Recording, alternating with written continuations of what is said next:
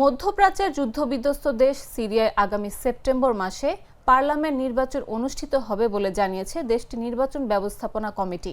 সাবেক president Bashar আল আসাদের পতনের পর এটি হবে নতুন কর্তৃপক্ষের অধীনে দেশটির প্রথম নির্বাচন। অবশ্য পার্লামেন্টের 1/3 আসনে অন্তর্বর্তীকালীন প্রেসিডেন্ট আহমেদ আল শারা সরাসরি নিয়োগ দেবেন, আর বাকি আসনগুলোতে সরাসরি নির্বাচন অনুষ্ঠিত হবে।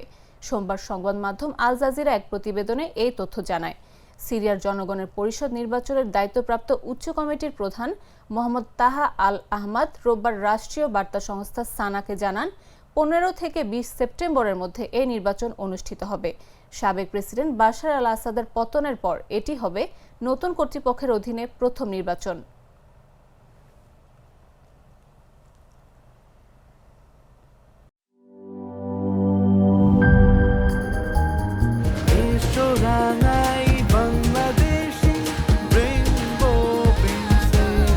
রেইনবো পেইন্টস, ছড়াও জীবনের রং।